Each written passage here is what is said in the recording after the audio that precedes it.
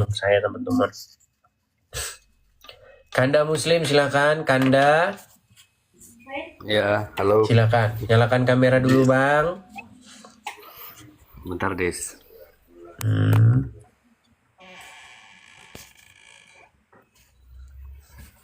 Bentar. Ya kan. Saya menyerukan ini supaya jangan kita itu mengkultuskan benda-benda mati, batu kah, patung kah. Jangan dikultuskan. Mana kamera saya ini ya? Saya ajak yang benar, malah saya dimarahin. Nah, coba tuh, sudah saya kirimkan, Bang. Oke. Ya. Kanda, Gimana, Des? apakah Anda seorang Muslim, Bang? Ya, saya seorang Muslim, Bang Edis. Oke. Coba cari dulu tempat duduknya, Bang, yang bagus biar Anda nggak gerak kesana kian kemari, Bang. Coba cari dulu tempat yang tenang gitu. Jangan ada silau-silaunya, Bang. Coba kalau bisa sinar itu mengenai wajah Anda, jangan mengenai wajah saya. Nah, itu dong ya. Silakan, Bang. Apa yang mau Anda utarakan? Silakan. Ya, kalau saya tadi memang mengikuti ya beberapa obrolan tadi sejak udah lama lah saya ngikutinya. Obrolan yang tentang Al-Quran tadi, memang benar Al-Quran itu juga sebagai hadis. Ya, tetapi kalau ya, dan juga memang benar Allah telah menantang manusia untuk membuat ayat sebagus Al-Quran gitulah, semisal Al-Quran. Tetapi yang pertama, Allah itu menantang bukan kaum muslimin yang pertama, tetapi menantang orang-orang yang tidak percaya kepada Al-Quran. Iya, justru yang tidak percaya kepada Al-Quran adalah kalian. Nah, jangan dipotong dulu. Silakan. Nah, yang kedua, kalau Anda tadi ngomong bahwa kami, ulama-ulama kami membuat hadis yang baru seperti hadis Bukhari Muslim, hadis riwayat siapa, nah gitu kan. Nah, itu bukan mereka yang buat, mereka hanya membukukan, Mereka itu hanya membukukan perkataan-perkataan Nabi Muhammad, karena di dalam Islam bukan hanya Al-Quran yang menjadi dasar kami. Nah, di dalam Islam itu agama yang memiliki dasar.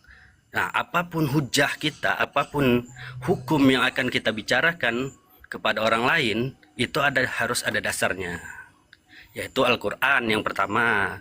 Yang kedua, hadis. Hadis itu berkaitan Nabi. Al-Quran itu berkaitan Allah.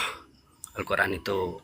Nah, hadis Bukhari itu adalah perkataan Nabi yang dibukukan. Itu, Jadi bukan perkataan Bukhari, bukan itu. Oke, sudah. Bisa saya tanggapi sekarang? Oke, baik. Saya tanggapi ya. Baik. Pertanyaannya sekarang begini. Apakah Allah menurunkan kitab hadis? Ya, Al-Quran. Coba dijawab dulu. Apakah Allah menurunkan kitab hadis? Iya atau tidak? Iya. Oke. Apa kitab hadis yang diturunkan oleh Allah?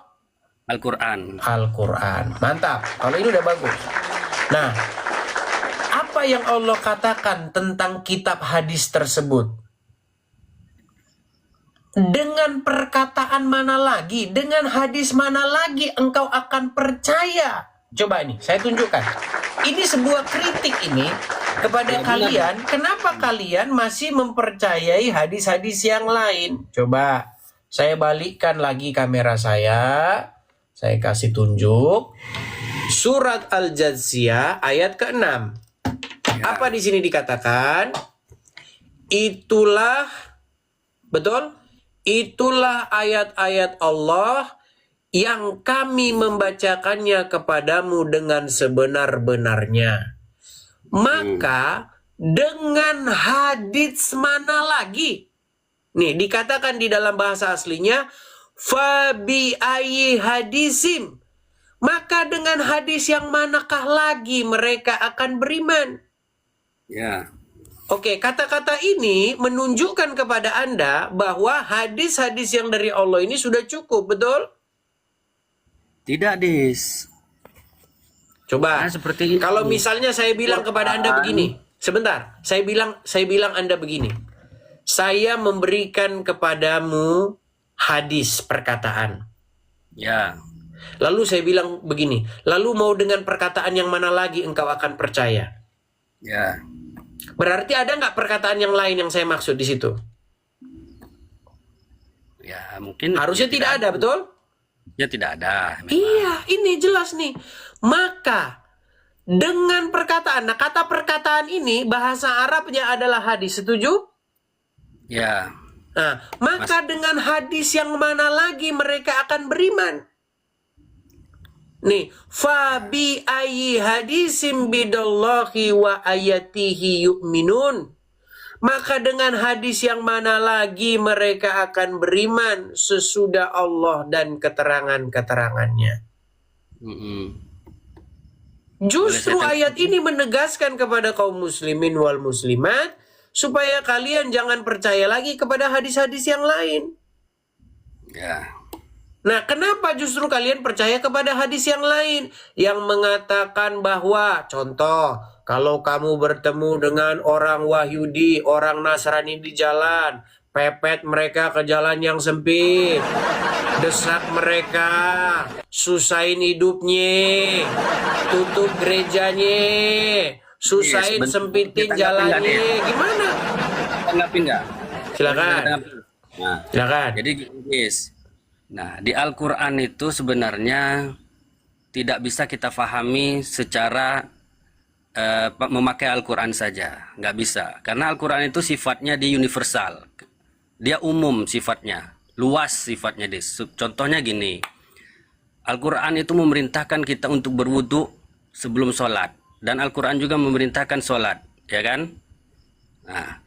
Kemudian, apakah Al-Quran mengajarkan kita cara untuk berwuduk dan cara sholat? Nggak ada di Al-Quran. Baik. Berarti Anda menganggap bahwa Al-Quran tidak lengkap? Bukan tidak lengkap, karena Al-Quran itu dia umum, secara umum.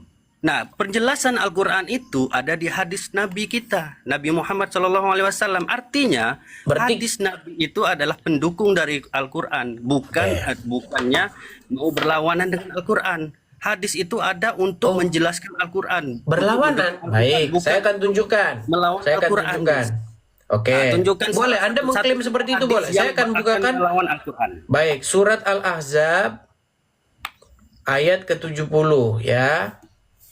Oke, saya bacakan surat Al-Ahzab ayat 70. Jangan Anda bilang hadis tidak melawan Al-Quran. Oke. Apa di sini dikatakan dalam Al-Ahzab ayat 70? Wahai orang-orang yang beriman, bertakwalah kamu kepada Allah dan katakanlah Perkataan yang benar. Oke, menurut Al-Quran disuruh berkata yang benar, betul? Ya. Menurut hadis, saya tunjukkan dulu hadisnya, biar Anda bilang bahwa Anda mengikuti hadis yang lain. Perhatikan. Saya tunjukkan hadisnya di sini supaya Anda mengerti yang dimaksud bahwa Anda sudah mengikuti hadis-hadis yang lain. Saya tunjukkan ya. Oke. Ini hadis, ini juga hadis. Sebentar, Bang. Ini hadis juga ya? Ya. Oke, ini hadis Allah atau perkataan Allah. Hai orang-orang yang beriman, bertakwalah kamu kepada Allah dan katakan yang benar. Ini juga hadis. Tetapi hadis konon katanya dari Muhammad. Katanya dari Muhammad. Katanya. Kan katanya. Hadis itu kan berisi katanya kan. Katanya. Kata ini. Nih, lihat nih. Ini loh. Katanya. Nah, perhatikan. Tidak disebut pembohong jika bertujuan untuk mendamaikan. Jadi intinya begini. Aku tidaklah mendengar sesuatu yang diberi keringanan untuk berdusta di dalamnya kecuali 3 perkara. Jadi menurut sang Nabi, kata hadis ini ya, kata hadis ini Muhammad ngomong gitu. Bahwa Nabi berkata boleh berdusta di dalam 3 perkara, setuju? Ya, benar. Nah, menurut hadis yang dari Allah, janganlah kamu katakan selain daripada yang benar, betul? Ya. Nah, pertanyaan saya, bertentangan nggak hadis Allah dengan hadis yang konon katanya kata Muhammad? Ya, kalau ayat ini dengan hadis yang itu memang bertentangan. Nah, Tetapi, berarti bagaimana ada klaim ayat Anda yang tadi yang lain. mengatakan bahwa hadis datang mau membenarkan apa yang ada di hadis Allah? Ada ayat yang lain yang menyatakan untuk keringanan untuk berbohong itu. Makan babi aja, Des, yang tadinya haram ketika di hutan tidak ada apa-apa lagi selain babi untuk dimakan. Kalau Anda tidak makan, maka Anda akan mati. Boleh makan babi. Baik, saya kasih cuma contoh lagi. Nggak apa-apa, kita kasih contoh yang paling banyak ya Bang ya. Artinya, sebentar deh, sebentar. Artinya silakan. dalam Islam ini, Des, Allah memberikan kelonggaran tetapi masih dilihat. Apakah kalau diberi kelonggaran ini manfaatnya akan lebih besar daripada mudorotnya atau mudorotnya? Mudorot itu maksudnya ketidakgunaan, kerugian. Apakah keuntungan lebih besar daripada kerugian yang akan kita dapat kalau kita berbohong? Baik. Kan seperti itu. Nah, kalau keuntungannya lebih besar, dimaafkan untuk berbohong itu karena demi mencapai keuntungan yang lebih besar, yaitu mendamaikan orang yang sedang berselisih seperti itu. Berarti boleh berdusta dalam perkara-perkara tertentu. Misalnya seorang suami pada istri atau istri kepada suami. Ya. Boleh berdusta. Baik. Nah, makanya saya bilang akibat dari mereka menciptakan, membuat hadis-hadis yang semisal Quran, makanya kalian sudah berada di dalam kesesatan yang nyata. Saya kasih tunjuk, Bang. Coba saya kasih tunjuk. Ini ada Quran surat An-Nahl ayat 105. Coba bacakan, Bang. Sesungguhnya yang mengada-ngadakan kebohongan hanyalah orang yang tidak beriman kepada ayat-ayat Allah. Dan mereka itulah pembohong. Nah, coba.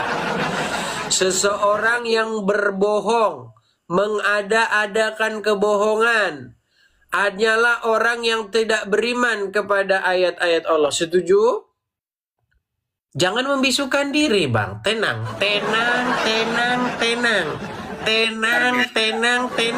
Sebentar, Bang. Lagi cari ayat Quran juga, Dis. Bentar ya.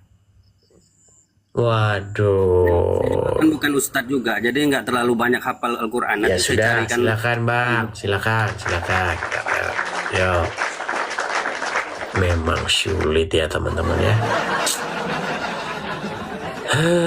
Gimana tidak banyak umat muslim seperti ini yang merontok imannya nonton channel ini. Pantesan Juma sudah bilang, jangan tonton Edis TV. Kalau kamu imanmu tidak kuat, nonton sana, kamu tonton 1 jam, kamu akan marah-marah.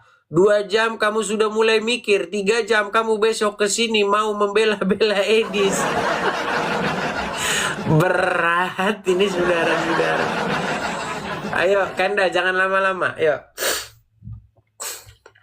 Jangan lama-lama. Ya silakan. Kan di awal sudah saya bilang, dalam Islam itu rujukan kami bukan hanya satu. Berarti kalian harus menduakan kitabullah ya. Karena memang Nabi itu ketika Nabi berbicara itu bukan berdasarkan hawa nafsunya, tetapi itulah wahyu. Oke, ketika dia berbicara, dia tidak berdasarkan hawa nafsunya, tapi wahyu. Baik, saya akan tunjukkan kepada Anda apa yang diriwayatkan oleh hadis bahwa Muhammad berbicara berdasarkan hawa nafsunya. Saya tunjukkan. Bentar ya. Saya tunjukkan kepada Anda tentang hadis ini. Oke.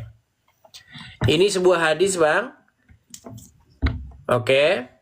Suatu ketika di dalam hadis diriwayatkan begini, Bang, ya, dari Anas bahwa Nabi pernah melewati suatu kaum yang sedang mengawinkan pohon kurma. Lalu beliau bersabda, sekiranya mereka tidak melakukannya, kurma itu akan tetap baik. Tetapi setelah itu ternyata kurma tersebut tumbuh dalam keadaan rusak.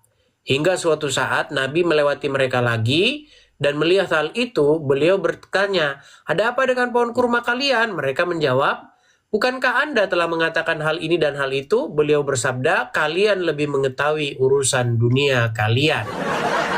Baik.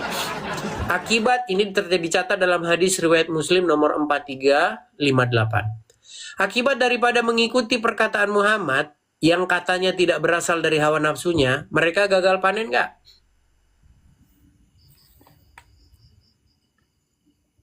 Jangan meninggal dulu, Bang. Tenang, Bang. Tenang.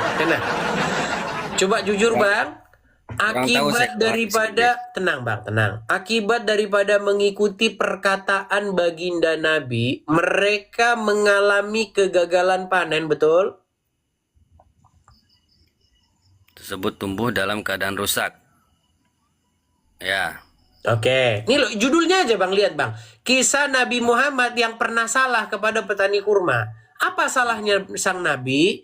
Dia bilang, dia ajarin petani kurma itu untuk tidak mengawinkan benang sari dan putik. Abang tahu benang sari dan putik nggak? Ya, tahu. Nah, biasanya itu kan kalau alamiah, biasanya kan kupu-kupu atau kumbang yang nempelin mereka kan. Nah, mereka buat itu manual. Ditempelin pakai manual. Begitu. Nah, makanya Nabi berbicara kepada mereka, sekiranya mereka tidak melakukannya, mengawinkan dengan manual itu, kurma itu tetap baik-baik saja. Tapi setelah itu, kurma tersebut tumbuh dalam keadaan rusak. Nggak ada buahnya, Bang. Oke? Berarti mereka, akibat daripada mengikuti sang Nabi, mereka mengalami gagal panen. Setuju? Ya. Nah, lalu setelah mereka gagal panen, apa kata Nabi? Kalian lebih mengetahui urusan dunia kalian, betul? Nah, berarti di sini sang Nabi salah ngomong, setuju? Coba lihat penjelasannya, Des. Penjelasan hadis. Oke, kita lihat nih. Penjelasan lebih lengkap terkait hadis ini terdapat dalam riwayat Muslim nomor 4358. Dikutip dari ayahnya Musa bin Tahlah, saya berkata, saya bersama Rasulullah pernah berjalan melewati orang-orang yang sedang berada di puncak.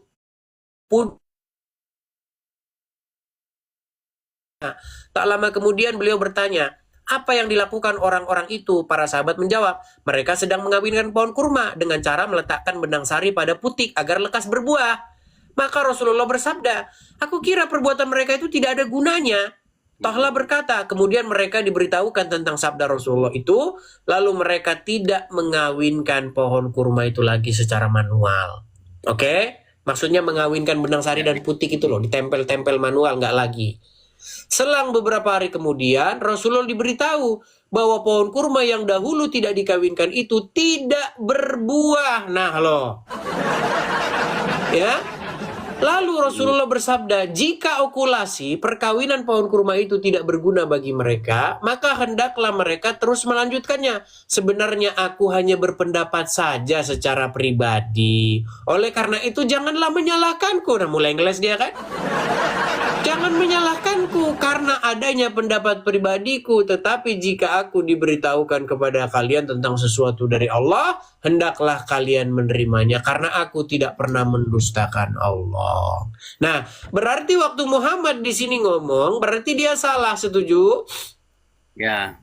Nah, padahal kamu berkata, sesungguhnya apa yang terucap daripada mulut sang Nabi tidaklah berasal dari hawa nafsunya, melainkan berasal dari apa yang diwahyukan. Setuju? Saya jelaskan kembali ya, Dis ya. Mana? Yang akan apa yang sesungguhnya yang diucapkan Nabi Muhammad itu adalah wahyu, bukan dari hawa nafsunya. Itu yang terkait agama. Itu kan tadi kan terkait dunia. Makanya ditutup oleh Rasulullah di situ, sesungguhnya kalian lebih mengetahui tentang dunia kalian. Berarti kalau urusan dunia Muhammad tidak tahu, betul? Iya, iya dong. Oke, kalau urusan dunia Muhammad tidak tahu. Baik. Masing-masing. Baik. Tapi kalau Baik. agama, Nabi Muhammad gitu loh. Oke, baik. Saya akan bacakan kepada kalian surat Al-Isra. Diperhatikan ya. Saya bacakan nih. Pokoknya saya hantam terus dia dengan Al-Quran sendiri. Perhatikan. Baik. Pernah Anda mendengar, janganlah kamu mengatakan sesuatu jika kamu tidak memiliki pengetahuan tentangnya, sebab sesungguhnya apa yang keluar dari mulut kalian akan dipertanggungjawabkan. Pernah dengar ayat itu? Ya. Oke. Kalau memang sudah dikatakan janganlah kamu mengatakan sesuatu kalau kamu tidak memiliki pengetahuan tentangnya. Nah, di situ Muhammad memiliki pengetahuan nggak tentang perkurmaan? Ya itu kan hanya pendapat, Des. Astaga, saya ulang lagi nih. Janganlah kamu mengatakan sesuatu jika kamu tidak memiliki pengetahuan tentang sesuatu tersebut. Setuju? Setuju. Nah, Muhammad mengetahui nggak soal kurma? Ya, di hadis itu tadi Nabi Muhammad tidak mengetahui. Tidak mengetahui, tetapi dia mengatakan sesuatu nggak tentang sesuatu yang dia sendiri tidak ketahui sebenarnya? Ya. Nah, berarti dia melanggar Al-Quran nggak? Ya. Bela terus. Iya, Des kata gua kan iya. Oke, berarti sang Nabi melanggar Al-Quran. Ya, mungkin. Astagfirullah. Saya naikkan dulu satu orang muslim nih. Sang Nabi sudah melanggar Al-Quran katanya. Kalau ketahuan Ustadz nanti bahaya Anda ini. Coba silakan Junaidi. Sang Nabi melanggar Quran. Junaidi. Halo Junaidi. Halo. Ya, Halo, Muslim halo. Bang. Makasih Bang Oh, iya. Robi. Makasih Bang. Abang Muslim. Iya benar. Oke. Coba Bang nyalakan kamera karena ini Kanda Muslim ini berkata bahwa kemungkinan besar Muhammad katanya melanggar isi Al-Qur'an. Silakan. Anda setuju? Tapi nyalakan kamera dulu Junaidi, silakan. Nggak bisa nyala nih. Saya bantu Nggak dari bisa sini. Saya sudah bantu, saya sudah kirimkan permintaan kepada Anda untuk menyalakan kamera. Oke. Bang Junaidi, Anda setuju tidak bahwa sang Nabi melanggar isi Quran? Kalau menurut ayat itu memang benar. Astaga. Semakin banyak umat muslim yang berpikir ini gawat ini punya pikiran seperti ini. Coba Bang, silakan Bang. Kenapa Anda bisa berpikir seperti itu? Tapi dites dulu Bang. Jangan-jangan Anda nyamar ini. Coba bacakan ayat Quran coba. Benar kok ayat Islam. Coba, tapi Bismillah. dites dulu Bang. Nanti orang-orang ngomong, "Ah, ini oten ini," katanya. Coba. Bacakan ayat Quran coba. Bismillahirrahmanirrahim. Qul huwallahu ahad, Allahus samad, lam yalid wa lam yulad wa lam yakul lahu kufuwan ahad. Sah ini muslim. Kenapa Bang? Coba Bang, jangan turun-turun wajahnya. Jangan. Anu aja Bang, kita udah waktunya kita berbicara, speak up dong. Kita bicara dong. Ayo, katakan. Kenapa Anda bisa berpikir bahwa sang Nabi melanggar isi Quran? Bukan satu itu aja, banyak yang lain. Apalagi Bang kira-kira Bang? Ini sebenarnya saya ini orangnya memang Islam, tapi saya udah di persimpangan. Memang channel Ladies TV ini gaswat ya. Sudah di persimpangan semua ini teman-teman ini. Coba Bang, yuk Bang cerita-cerita yuk. Kami pengen dengar lah Bang yuk. Gimana nih Bang? Gimana nih? Ya itulah. Tapi saya sebenarnya nggak mau nih wajah saya kelihatan di sini. Ya separuh gitu aja bang, nggak apa-apa. Hidungnya aja, nah gitu ya. Silakan, silakan. Ayo silakan. Nanti dipersekusi ya. Silakan. Iya. Udah 2 tahun udah di persimpangan. Yang membuat Anda berpikir bahwa sang Nabi itu melanggar isi Al-Quran itu Anda bilang bukan itu saja, apalagi? Coba mungkin bisa berbagi kepada kami. Saya tuh kalau nggak percaya itu banyak sebenarnya. Cerita Isra Mi'raj itu sebenarnya itu sangat jauh dari masuk akal. Isra Mi'raj, terus apa lagi bang? Yang melanggar bang. Kalau itu kan hanya tidak masuk akal. Maksudnya yang melanggar gitu. Di Al-Quran bilang ini, tapi Nabi malah begini gitu, coba. Ya, seperti yang berbohong tadi lah. Di dalam Quran dilarang berdusta, tapi sang Nabi malah membolehkan berdusta dalam 3 perkara. Itu sangat tidak masuk akal sekali. Tuh ya teman-teman ya. Sebenarnya saya kalau mengutarakan banyak yang lain, tapi saya nggak enak di sini. Iya, saya ngerti kok bang, saya ngerti. Karena mungkin ada banyak orang-orang Islam yang tidak berpikiran luas, mereka tidak berpikiran apa namanya sesuatu yang agak sedikit modern begitu. Mereka biasanya tuh sukanya persekusi itu bang. Pokoknya beda sedikit, di mana rumahmu, alamatmu mana, saya laporkan kamu polisi. Silakan. Ya, saya jelaskan yang tadi ya Dis ya. Iya, tapi nyalakan kamera dulu dong. Ini sudah saya nyalakan saya. Silakan. Jadi setelah saya Selamat baca, malam, jadi setelah Bang saya baca Edis. Ya, silakan Kanda dulu. Al-Quran ini kan tadi ayat Al-Quran surat berapa yang surat itu ya. Tuh Kanda Muslim, kalau bicara sambil Anda keluar dari aplikasi, kami nggak dengar.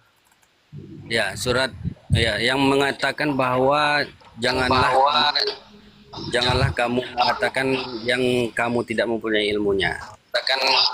Al-Quran ini Dis, dia mempunyai yang namanya asbabun nuzul. Asbabun nuzul itu sebab-sebab turunnya Al-Quran. Nah, pada saat Nabi Muhammad itu memberitahukan kepada petani kurma itu untuk tidak mengawinkan mengawinkan kurma itu sehingga terjadi kurmanya kering, tidak gagal panen, itu ayat yang menyatakan itu ayat Al-Quran itu belum turun. Nah, itulah penyebab ayat Al-Quran itu turun. Mulai deh. mulai. Ya, karena Al-Quran ini bukan seperti Injil dan Taurat. Injil dan Taurat ini kan turunnya langsung seperti Taurat saja, langsung turun dalam berapa hari gitu. Taurat itu langsung turun gitu loh. Nah, kalau Al-Quran ini kan dia turunnya berangsur-angsur deh, sesuai perjalanan dakwah Nabi Muhammad. Coba turunnya itu terdapat di Quran surat berapa itu? Kenapa Dis? Itu terdapat di Quran surat berapa? Apanya? Yang janganlah kamu mengatakan sesuatu yang kamu tidak memiliki pengetahuan tentangnya.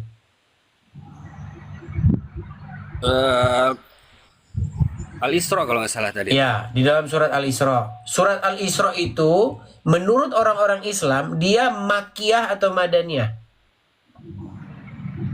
Madaniyah dong. Salah. Baik, saya balikan. Makanya kalian ini berdusta terus loh. Jangan menutupi dusta dengan dusta yang lain. Nih, saya tunjukkan. Surat Al-Isra kelihatan? Makiyah deh. Iya, Makiyah. Makiyah berarti sudah diturunkan sebelum dia ke Madinah, betul? Ya. Nah, di dalam surat Al-Isra tersebut dikatakan janganlah kamu mengatakan sesuatu yang kamu tidak memiliki ilmu tentangnya. Sesungguhnya pendengaran, penglihatan, perkataan akan dimintai pertanggungjawaban, betul? Ya. Nah, bagaimana kamu katakan bahwa yang kejadian petani kurma di Madinah itu adalah alasan turunnya surat ini, padahal surat ini sudah turun duluan di Mekah. Gimana? Berarti Anda sudah berdusta lagi. Betul.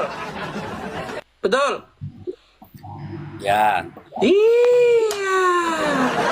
Dusta lagi. Ya silakan Rofa. Kita sapa dulu. Rofa, apakah Anda seorang muslim, Bang? Alhamdulillah muslim. Muslim. Silakan, Bang. Gimana Apa kabarnya, tanggapan Bang Edi? Anda, Bang? Tadi saya sudah nyimak dari tadi kan, Bang Edis itu bahas masalah hadis. Bahkan yang dibahas tadi, hadis itu kan maknanya perkataan. Kan yang hadis yang diriwayatkan itu adalah maknanya kabar gembira. Jadi sudah beda konteks itu.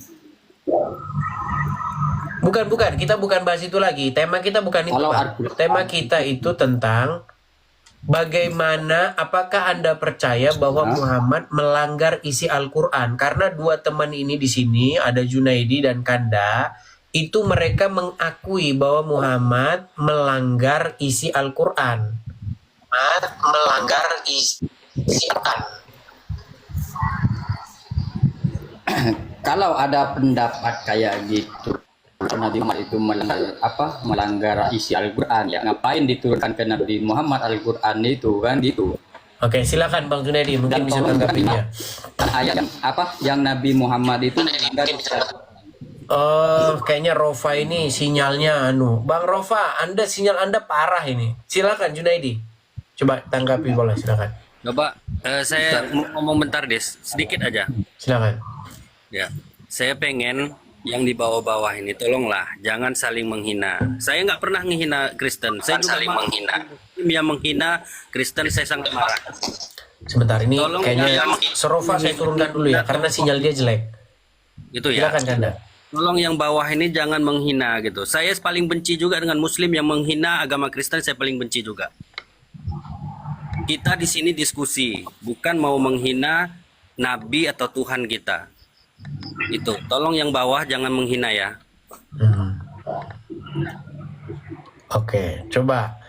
Jadi bagaimana ini kesimpulannya ini? Karena Anda mengatakan bahwa sang Nabi di situ melanggar isi Al-Quran dengan mengatakan sesuatu yang dia tidak memiliki ilmu tentangnya.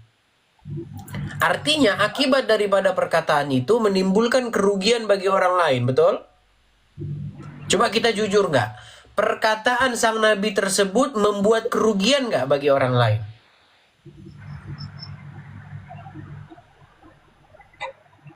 Ya jelas kan. Jelas. Kita jujur-jujur aja mengakui itu. Dan di situ jelas sekali, bahkan dia mengaku salah. Bahkan judulnya saja, judul daripada artikel ini mengatakan kisah Nabi yang pernah salah nih loh. Saya balikkan ya. Kalau dari judulnya saja kita sudah tahu kok ini dia nggak membela-bela Nabi sendiri nih. Saya balikin ya. Kelihatan? Ini sebentar. Nih, kisah Nabi Muhammad yang pernah salah kepada petani kurma. Berarti dia bersalah nggak kepada petani kurma di sini? Ya, Iya. salah. Kenapa kita harus tutup-tutupi? Coba. Saya nggak nutup-nutup juga sih. Dia memang salah. Nabi Muhammad memang salah. Nabi Muhammad juga sudah mengaku salah. Cuman gini deh. Kalau kamu nanya itu, ya saya mohon maaf. Keterbatasan daripada pengetahuan saya. Tetapi tetap saja saya tidak mempercayai bahwa karena ini ranahnya ranah iman, Des. Kalau sudah mentok, saya akan kembalikan kepada iman saya. Nabi tidak akan pernah yang namanya melanggar Al-Quran. Dia tetap salah, iya, tapi tidak pernah akan melanggar Al-Quran. Oke, coba bagaimana tanggapan Anda, Bang Junaidi? Ya, Yang dikatakan tidak melanggar. Coba silakan. Bukan melanggar lagi, berdosa aja ada. Gimana, Bang? Berdosa aja juga ada dia. Berdosa, Nabi pun berdosa. Orang yang sesat. Tuh. Nabi pernah ditegur sama Allah. Dia sudah mengharamkan apa yang dah dihalalkan. Itu Edi sering bahas itu. Ya. Memang Nabi kita itu sebagai tanda bahwa Nabi kita itu Maaf, Kanda. Bukan, Saya maaf. ada satu peristiwa ayat Al-Quran yang dihapus itu ada. Pernah Ada. dengar nggak Al-Quran yang pernah dihapus? Ada. Itu Al-Quran itu dari mana Al-Quran itu datangnya? Itu kalau ditelusuri, Al-Quran itu adalah iblis yang menyamar dari malaikat. Bisa Nabi tak tahu. Coba bayangkan. Itu ayat itu dikonsumsi oleh Nabi selama 13 tahun. Selama 13 tahun baru dihapus ayat itu oleh Allah di kepalanya, dihilangkan di kepalanya. Coba pernah dengar nggak itu? Ya, itu mengenai Quranik itu. Nah, tuh. Allah aja pernah salah. Allah aja tak pernah konfirmasi bagaimana itu ayat itu bisa di kepala Nabi selama 11 tahun atau 13 tahun. Baru dikonfirmasi ayat itu dihapus, dihilangkan di kepala Allah, di kepala Nabi. Yang menulis buku itu namanya Salman Rushdie, dan karena buku itu dia diburu oleh kaum muslimin. Iya, tapi itulah ayat ada di Al-Quran. Saya ada pernah Ada. kata tuh ayat. Ayat itu ada. Saya pernah kata. Makanya judul buku itu berjudul Ayat-ayat Setan. Buku itu berjudul Salman Rushdie. Apa itu ayat yang dihapus itu? Isinya apa? Tahu nggak? Yang Kanda deh. Apa isi ayatnya? Menyembah apa? Itu Quranik. tentang apa? Tentang apa? Menyembah bulan. Saya Nabi itu tunjukkan ya. pernah salah menyembah bulan itu. Nah, itu isi Al-Quran yang dihapus itu. Nih, ini bukunya Bang, kalau Abang mau baca. Buku ini bagus ya Bang ya. Buku ini sangat menggemparkan. Makanya Ya, saya bilang tapi kalau saya orang-orang tidak- memang gini Bang, orang itu ada tahap-tahapnya kok. Kalau orang betul-betul menggali kebenaran, orang Islam yang cari kebenaran, dia benar-benar mau berpikir secara rasional, dia nggak mau ngikut-ngikutin katanya-katanya. Jadi, saya bilang tadi, saya orang bersimpang berjalan. Banyak betul kalau kita kritisi semua ceramah itu. Kalau kita kritis mau aja lah kita mengkritisi. Itu banyak nggak masuk akal, banyak dongeng, banyak kebohongan di situ. Selama ini kita kan tidak ada mau mengkritisi. Kita sami'na wa ta'na aja. Apa yang keluar dari mulut para kiai, ulama. Nggak pernah mengkritisi. Cobalah kalau dipikir itu. Ada baru-baru ini yang viral beritanya bahwa di surga itu nanti ada dua pernikahan. Pernah dengar nggak Ustadz ini ngomong? Itu kebenaran atau kebohongan itu? Itu membuat iman saya drop. Dua pernikahan. Coba bayang dari mana dia dapat undangan, dapat pernikahan besar itu. Coba pikir itu. Katanya sang Nabi mau menikah dengan Siti Maryam. Iya betul. Ada satu Nabi Isa. pinter-pinter nyari Ustadz aja, Bang Junaidi. Itulah pembodohan umat. Membuat iman orang yang kritis akan anjlok. Jelok. Semua orang-orang kritis. Tapi kalau orang yang nggak kritis, itu dia baik-baik aja. Betul-betul aja. Dia bilang itu betul-betul aja itu. Coba kritis. Dari mana datangnya ada pernikahan di dalam surga? Kalau kita cermati semua perceramah-ceramah di Ustadz Baca Abdul Somad, katanya Israel itu tidak dimusnahkan, itu jalan ke surga katanya. Maka tidak dimusnahkan. Betul nggak dengar ceramah Pak Ustadz Abdul Somad? Kenapa itu Israel itu tidak dimusnahkan? Jadi kalau dimusnahkan Israel itu kamu pakai apa masuk surga? Itu Mungkin katanya. kita dengar dulu ya. Mungkin dia belum dengar nih, coba ya. Nah, itu coba dengar. Pernikahan Nabi Isa. Nih. Jadi nanti insya Allah nanti dari kemudian ada pernikahan di surga. Nah, Ada dua pernikahan hadir ya. Ya Allah hadir. Pernikahan siapa Pak Ustaz? Pernikahan Nabi Isa bersama Ratu Asia. Itu beneran? Ya. Ada nanti kisah-kisah di surga. Ada dua pernikahan. Pernikahan yang pertama, yang kedua adalah pernikahannya Nabi besar Muhammad SAW. Mau tahu sama siapa? Siapa? Siti Maryam. Kalau kayak gini Pak Ustaz tahu dari mana? Al-Quran kitab. bercerita. Ada kitab. Khusus kitab tentang kisah-kisah di akan datang, dan itu berdasarkan hadis-hadis. Dan itu bukan ramalan ya? Bukan ramalan. Tapi itu memang ada Itu di kejadian yang ya. sudah ditakdirkan. Karena kan terkadang banyak orang kayak gini kan. Orang cerita kayak misalnya Ustadz cerita nanti di saat hari kiamat semua dibangkitkan lalalala lili. Kan itu Ustadz belum pernah mati.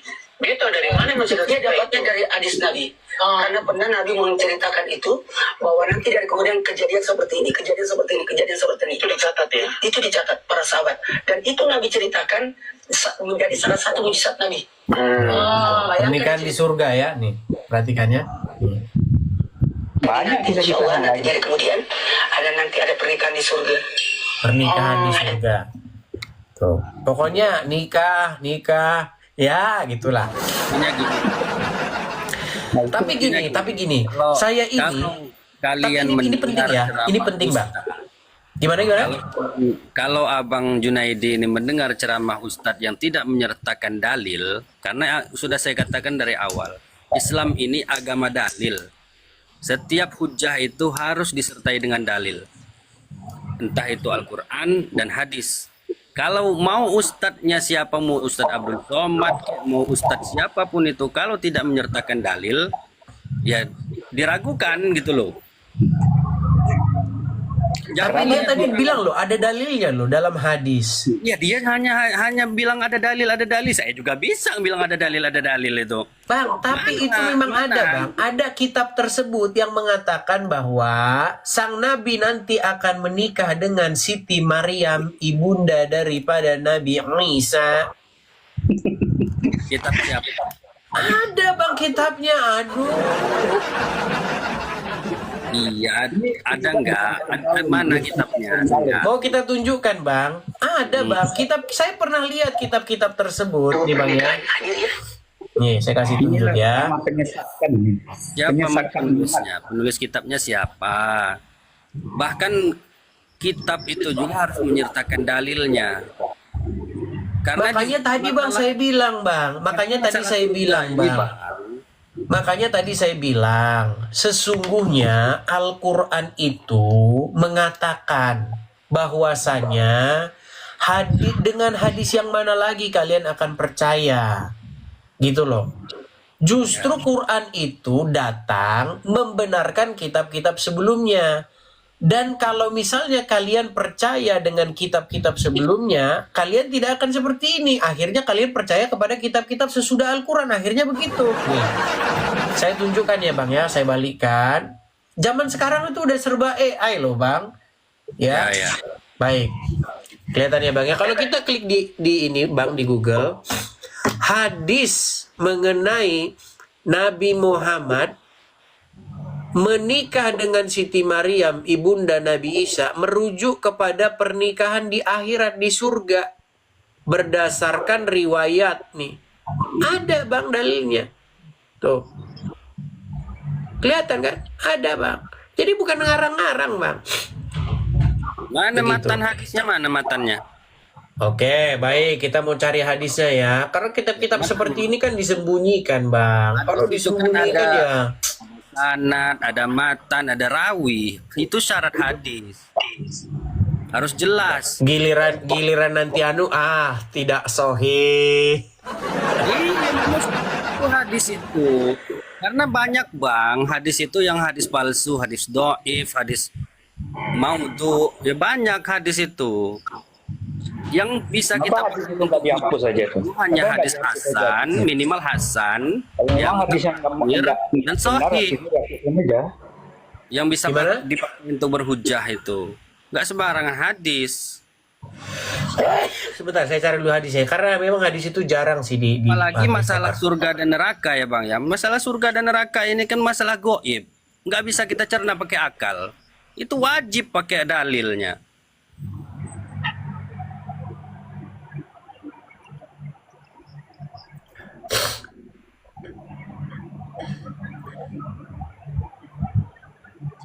Bentar ya bang ya. Tapi intinya saya pernah baca lah hadis itu. Coba mungkin ada yang, aduh kenapa sih dong saya ini? Ada yang punya kitabnya begitu, karena saya tidak menemukan sih kitab tersebut ada di Google. Tapi kitab itu memang ada yang menulis demikian. Di akhirat itu nanti Nabi itu akan menikah dengan Siti Maryam. Ya. Ada dalilnya nggak di kitab itu? Pas abang- Ada kitabnya. Cuman seperti yang saya bilang tadi bang, makanya begini, umat muslim sekarang itu mereka mengikuti kitab-kitab yang datang sesudah Al-Quran. Begitu loh. Tapi percayalah, yang saya maksudkan begini. Percayalah bahwa apa yang saya pikirkan ini bukan saya yang mikir sendirian. Ada banyak umat-umat Islam, mereka yang disebut dengan the silent Muslim, orang-orang Muslim yang diam-diam aja. Begitu. Mereka punya pikiran, mereka punya keraguan-raguan, mereka punya sesuatu yang kalau nanti diomong, nanti bisa mengguncang umat-umat kebanyakan. Percaya, banyak bang orang seperti itu. Tapi mereka selama ini diam, mereka nggak mau bicara. Mereka hanya memendamnya di dalam hati. Seperti itu. Biasanya, ini justru pengalaman saya ketemu dengan banyak orang Islam yang seperti itu. Justru mereka tadinya itu orang Islam yang sangat-sangat taat. Tadinya dia sholat terus sampai hitam jidatnya. Tadinya dia sangat rajin membaca Al-Quran, sangat rajin mengkaji hadis. Setelah belakangan, udah lain isi pikirannya. Saya udah nggak percaya lagi dengan teman-teman Facebook saya. Dulu saya berdebat itu tahun 2012-an kurang lebih. Ada banyak tuh teman-teman Muslim yang di Facebook itu. Sekarang saya udah nggak ada lagi kontaknya. Begitu getol sekali. Ya, 7 tahun kemudian, 8 tahun kemudian, apa hasilnya? Ya jadi seperti itu. Quran itu tidak bisa kita yakini kesejarahannya. Kita hanya mengambil ibroh saja dari dalamnya. Banyak. Iya, banyak seperti itu. Saya punya teman, dulu kalau nggak salah terakhir saya komunikasi dengan dia kuliah di Mesir. Dia kuliah di Mesir. Nah, akhirnya dia bilang begitu memang. Saya tidak percaya bahwa yang disebutkan di dalam Al-Quran ini itu merupakan peristiwa nyata. Begitu. Saya tidak percaya bahwa ini benar-benar kejadian, bahwa itu sungguh-sungguh terjadi. Enggak. Saya hanya menganggap itu adalah kisah-kisah yang hanya dipetik pelajaran dari dia. Terus saya bilang sama dia, berarti kayak ini dong cerita kancil nyolong timun. Saya bilang gitu kan. Iya gitu. Kisah kancil nyolong timun itu bukan kisah nyata, tapi itu hanya kisah-kisah legenda begitu yang supaya orang itu bisa ngambil pelajaran dari situ, supaya jangan sombong, nah gitu. Dia hanya menganggap gitu saja. Bayangkan, setelah jauh belajar Al-Quran, akhirnya outputnya kayak begitu. Halo? Ya silakan. Halo. Ini Des, dia belajar, kemungkinan dia Anda, belajar. saya mau ngomong sedikit sebentar. Silakan Bang Yudadi. Boleh ngomong sedikit. Silakan Bang. Saya kan pernah ngaji itu lama saya ngaji dulu. Dengan guru saya itu ngaji. Memang di Islam itu ada ditekankan kita membaca Al-Quran itu nggak boleh baca artinya. Saya pernah diajari seperti itu, ditekankan. Karena saya itu waktu itu saya menganggap guru saya itu memang benar semua. Apa maksudnya itu? Karena Al-Quran itu bahasa yang tinggi. Tak semua orang akan bisa memahami. Kalau nggak ada gurunya. Gitu. Jadi kita tuh nggak boleh baca Al-Quran tanpa ada guru. Tapi saya Bukan membaca, Bang. Memahami. Sebentar, Nggak boleh selesaikan dulu aja. Ya, Silakan Bang Yudadi, selesaikan dulu. Membaca artinya itu tak ada gunanya. Tak ada pahalanya. Yang ada pahalanya huruf alif, ba, ta, sa. Itu saya telaah lah. Saya pikir, saya kritisi. Ternyata itu pembodohan. Karena saya nggak dapat ilmu kalau membaca Al-Quran tanpa ada artinya. Betul. Buang-buang waktu sampai berbuih seluruh hari liur nih ngomong sampai berbuih. Iya. Tidak ada apa-apanya, hati itu lapangnya, habis itu tak ada yang kepikir. Kalau kita baca artinya, banyak yang jadi pikiran. Itu makanya kata Ustaz itu tak boleh baca artinya. Banyak jadi tanda tanya kalau kita baca artinya. Jadi pembahasan. Cobalah kita baca Al-Quran tanpa ada arti, plong aja rasanya. Saya pernah boleh saya udah selesai Bang Yudadi. Tunggu sebentar. Kalau kita baca artinya, itu pahalanya berlipat ganda, satu huruf sekian. Tapi kalau baca artinya nggak ada, 0. Itu pernah saya alami dengan guru saya. Maka Al-Quran itu bahasa yang tinggi, ditaruh yang tinggi artinya. Nggak boleh orang yang baca, tak boleh memahami. Itu guru abang aja kali bang yang nggak bisa jelasin. Rata-rata gitu bang, rata-rata gitu. Rata-rata. Ini di rumah saya, ini maaf ya. Ini bukan salah Al-Qur'annya, tapi salah guru abang aja itu. Iya, gurunya cara pembodohan itu. Iya. Kenapa kita nggak dipahami isinya? Padahal yang maksudnya itu Al-Quran diturunkan, ada ayatnya itu, aku turunkan Al-Quran yang berbahasa Arab agar kamu mengerti. Ada ayatnya, Edis TV sering membacakan itu. Betul nggak? Betul. Jadi Supaya Al-Quran kamu memahaminya. memahami. Kapan kita memahami kalau bahasa Arab terus? Padahal itu Tuhan tuh meminjam bahasa Arab agar kamu mengerti. Tujuannya itu mengerti. Kalau bisa bahasa Arab tuh ngerti nggak? Seandainya Al-Quran diturunkan bahasa Indonesia, apakah orang seluruh Indonesia bahasa Indonesia?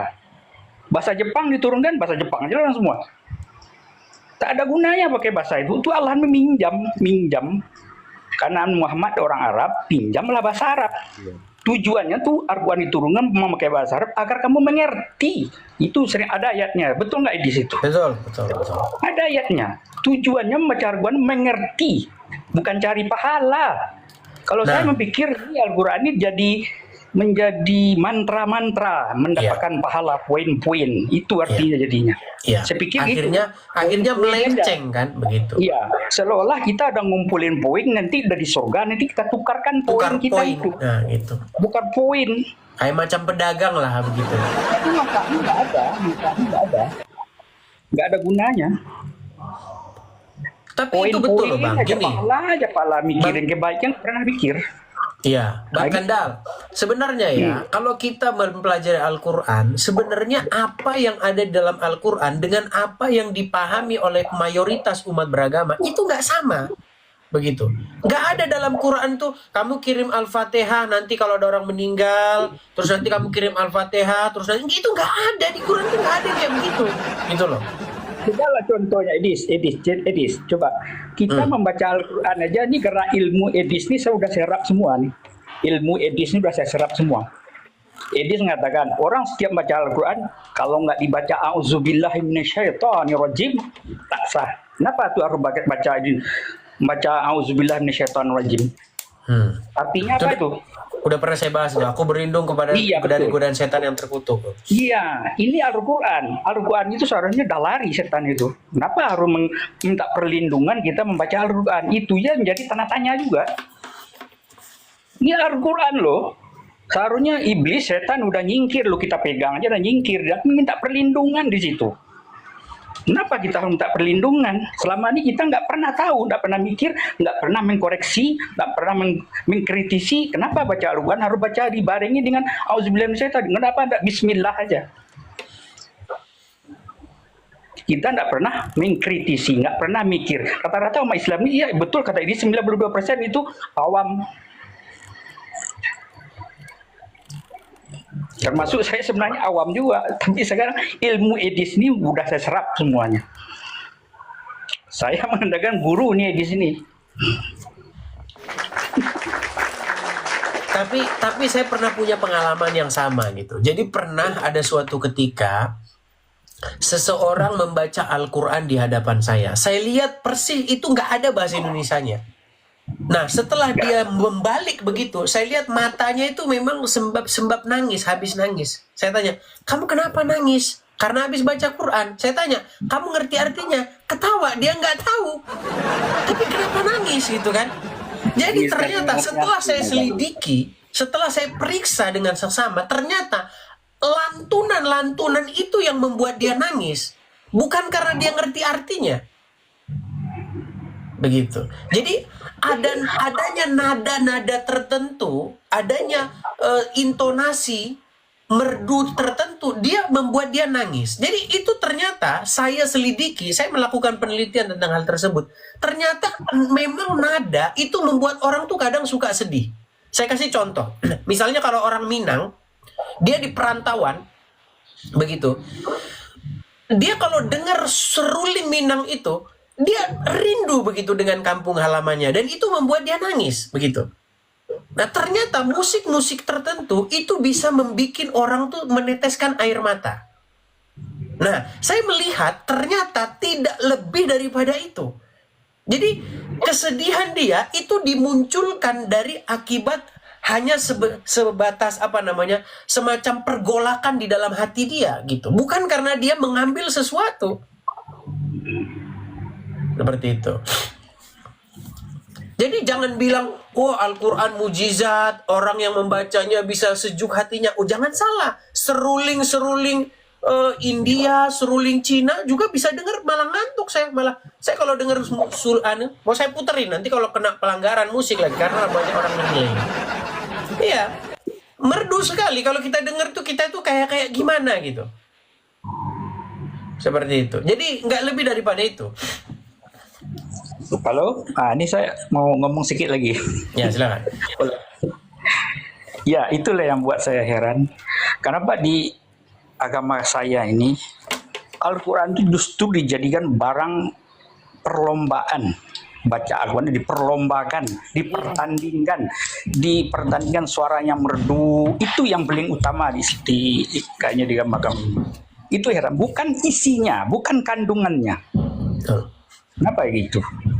Yang disuarakan oleh ulama-ulama itu MTQ itu apa tuh yang diperlombakan? Kemerduannya. Tapi saya lihat di Islam itu yang diutamakan. Tapi saya lihat di Kristen nggak pernah kayak gitu. Kenapa? Di Kristen nggak ada. Itu satu tanya-tanya juga. Jauh ketertinggalan kami. Mungkin orang Kristen baca Alkitab paham. Kami baca Al-Quran tidak paham. Karena di situ disuarakan baca artinya, nggak ada baca bahasa Ibrani, itu nggak ada kan? Bahasa aslinya nggak ada disuruh baca. Untuk apa? Ya. Kalau kami nggak, itu yang ditekankan, itu yang menjadi tanda tanya gitu. Ya. Kenapa Makanya itu, Pak Orang? ini seharusnya itu menjadi kritik yang membangun begitu loh kepada Iya. orang-orang Muslim. Supaya apa? Ini Supaya janganlah kebiasaan-kebiasaan yang salah ini terus-menerus begitu loh. Makanya saya sering bilang kan, marilah kita membiasakan yang benar. Jangan membenarkan yang sudah biasa. Gitu loh. Yang saya sayangkan itulah iming-imingnya tuh terlalu besar. Iming aja, penuh iming aja terus baca Al-Quran itu. Padahal faedahnya nol. Manfaatnya nol. Cobalah di rumah saya ini terang ngaji tiap hari, semua ada di rumah tiap hari. Mengganggu pikiran tuh, telinga mengganggu. Terserah. Semua, belum lagi di masjid. Belum lagi di masjid. Sebelum azan itu ngaji dulu 1 jam. Iya. Tiap hari. Biasanya udah dimulai dari jam 3:30 itu. Ya sempat pagi mulai. Dulu ya, buat turun dulu ya. Udah mulai. Faedahnya apa faedahnya? Saya minta saja buat Bang Junaidi yang memang masih dalam masih dalam perbatasan katanya tadi. Carilah ustadz-ustadz yang memang ya benar gitu. Karena banyak juga kok ustadz yang nggak benar juga, banyak kok. Itu yang merusak. Nah, jadi jangan disalahkan Islamnya, tapi orangnya, ustadznya. Nah, Ya jadi ustadz itu kalau kan sumbernya kan dari sana. Kalau mau saran ustadz dari saya, nah, chat aja ke ke inbox apa gimana gitu. Nanti saya sarankan ustadz yang memang Saya ustadz udah saya seleksi semua tuh. Kalau ustadz yang garis lurus tuh kafir namanya. Ada ustadz garis lurus itu kafir kan. ya udah turun dulu ya. Oke lah. Oke. Oke lah. Baiklah, Bang Junaidi juga saya turunkan ya. Kita kasih kesempatan Ya, kepada ya, yang lain ya. ya, Bang ya. Iya, terima kasih. Oke, sama-sama Bang. Sama-sama. Nanti Saya mau turunkan. bercerita banyak sama ibu. Ya, nanti Abang dipersekusi lagi, Bang. Saya mau cerita banyak, tapi nggak enak di sini. Iya, tapi Bang pasti nanti banyak yang terima inbox tuh. Kau tinggal di mana? Saya Oke. Chris, ya, minta turunin solusi. dulu saya gimana cara turunnya nih. Oke lah, saya turunkan ya dua-duanya ya. Oke. saya turun dulu. Ya. Oke, makasih Bang Junaidi.